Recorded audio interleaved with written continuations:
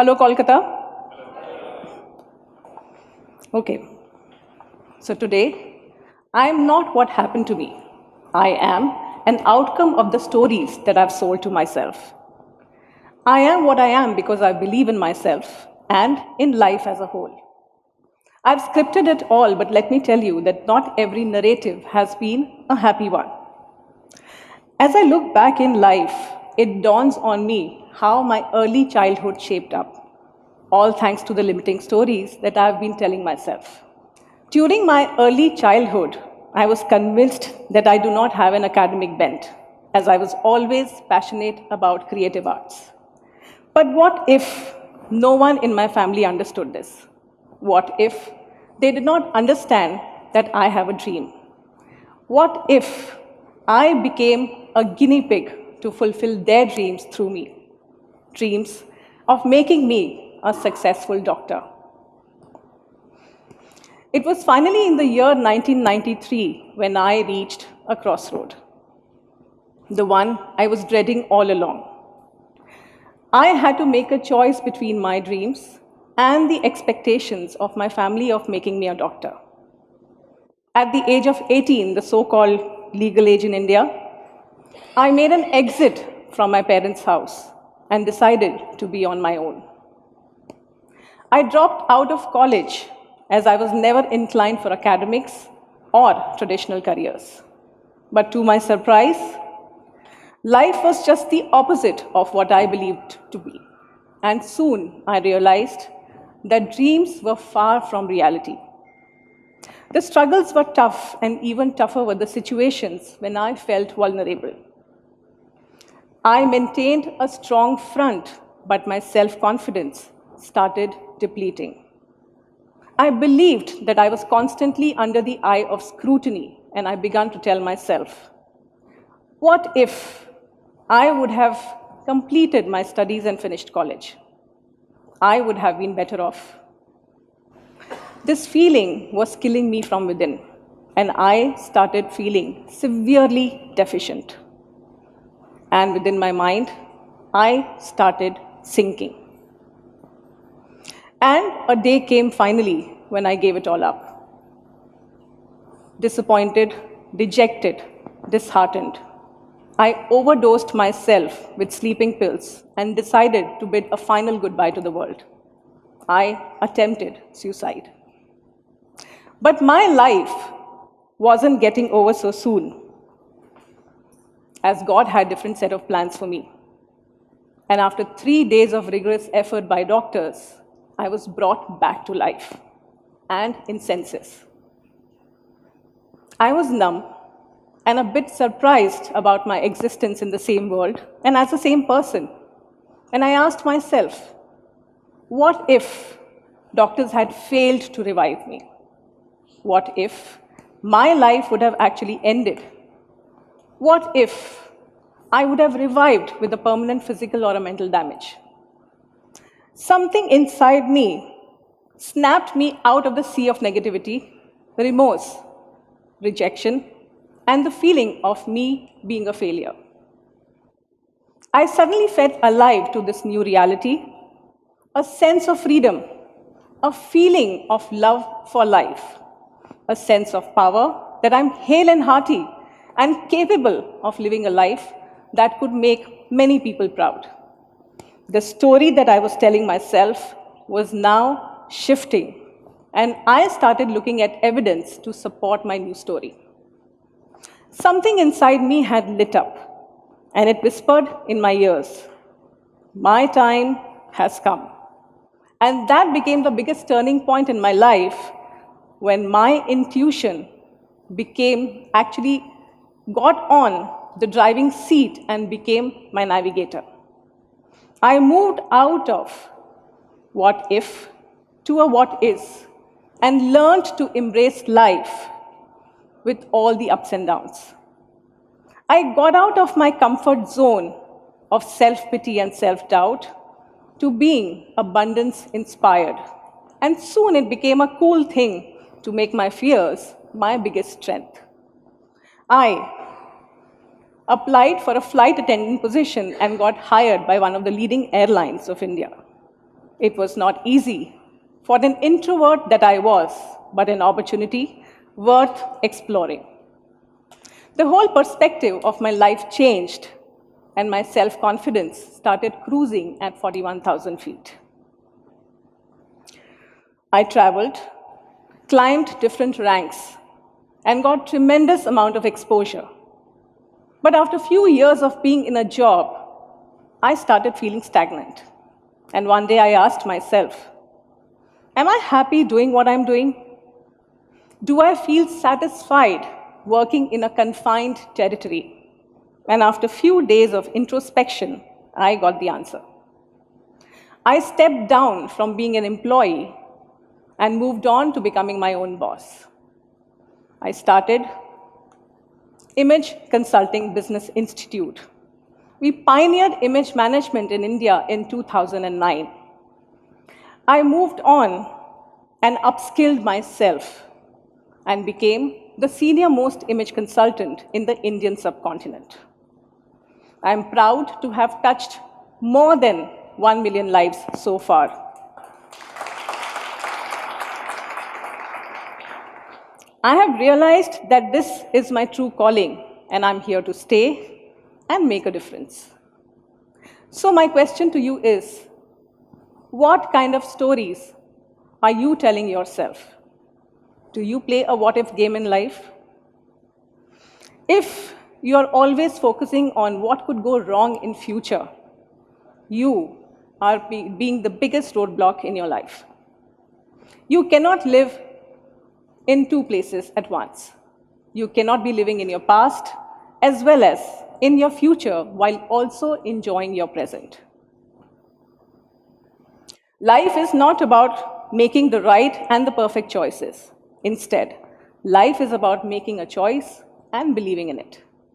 And there are a few learnings out of my experiences that I would like to share with you. Magnify your self-image. In India, there's a very popular belief. You need to have two things.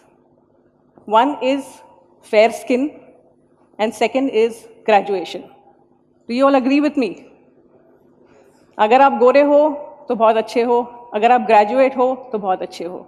इनमें से एक चीज़ भी missing है तो आप hopeless हो, और दोनों चीज़ नहीं है तो then you should go and die somewhere. I had fair skin, thankfully, but I was not a graduate. And this was the biggest taboo. I started feeling that I was hopeless because people started making me believe that I was hopeless. And then one day I literally slapped myself and said, hey, look at yourself. You need to ask yourself, what do I have and what can I do with it? And when I shifted my focus from all the negatives to all the positives, I literally eliminated all the negatives out of my life. And when I realized my strengths, graduation was a very petty thing in that, and it had no space in my life. I realized that each one of us have a spark within. How do you convert that spark into your sunshine is what really matters. Nothing else is important. Nothing moves until you do, and if you want to experience heaven, it is you who will have to die for it. I am sure you all agree with this. There are no shortcuts to success.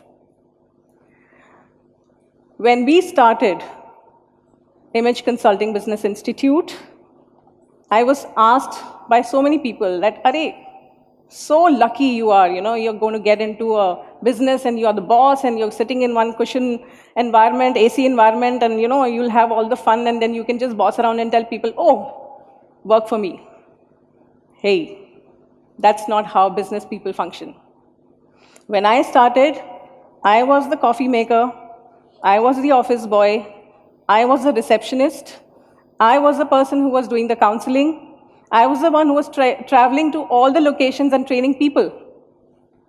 So I had to do everything by myself. And today, ICBI has pan-India operations and has global presence through online live virtual training.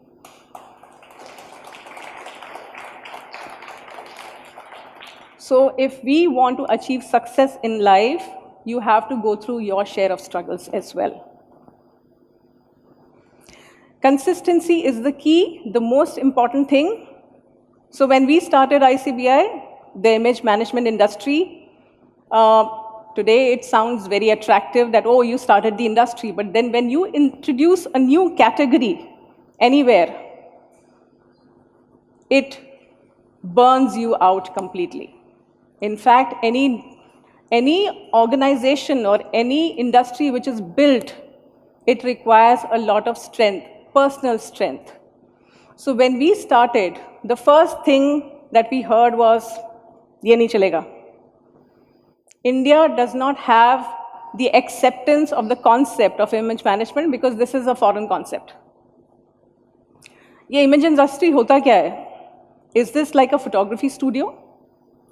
So we dealt with those challenges. First 3 years, we went past by explaining what image management is all about. This is not an imaging industry. This is not a photo studio. This is not something where we do some sort of experiments, but this is an image management industry which helps you enhance your inner strength, outer strength, and makes you a better person. It's a life skill. It took us 3 years to first clear the air, clear the confusion, and then start building a base where people understood. Today, we have largest of corporate who are associated with us, who are seeking image management. Individuals are seeking image management. We have taken image management to every nook and corner. So when people say that this is for rich and famous, this is not for rich and famous because we have been a game changer in the industry. We have introduced image management to every nook and corner. There is an association named as Image Management Professionals Association, where all the image professionals do a lot of work for social cause.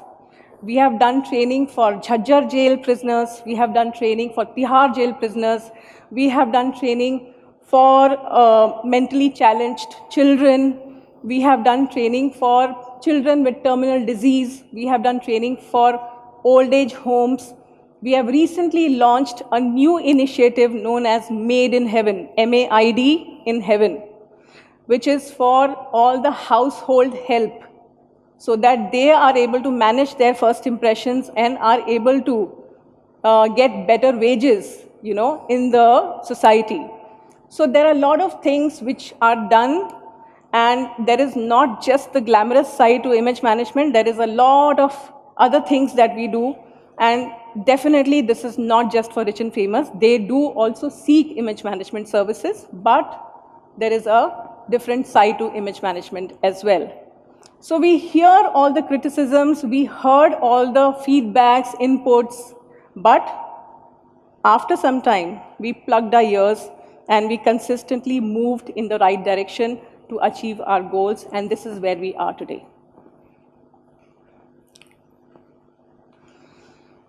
This is something which is very important because I have personally been a biggest critic of myself because I have always been a perfectionist in the past. And when you are a perfectionist, you are not very happy with yourself consistently. And this is what really went wrong, because when you are into a self-criticism mode, that leads to self-doubt. So when we think that we have to do everything perfectly, this is where you actually create roadblocks in your life. So after some time, I learned that it is okay to make mistakes in life. It is absolutely fine. You cannot be tough on yourself all the time. And this is where I shifted my mindset of being a perfectionist to being somebody who is supposed to do the work, and even if you make a mistake, it is okay. Just pick yourself up and move on. That's my family. So this is where I draw all the strength, all the positive energy, enthusiasm, motivation from. So my family has contributed immensely in my growth, in my happiness and in my overall success. In fact, my husband is also associated. So we are working together in Image Consulting Business Institute. And this is what I always believe, that family always comes first. So your family has to be together through every situation in life. I have been a rebel. And I always felt that, why do I have parents who are so tough? But soon, after a few years, I realized that parents, behind every successful individual, there are perfect parents. Parents are never right or wrong. Parents are never good or bad. Parents are just perfect.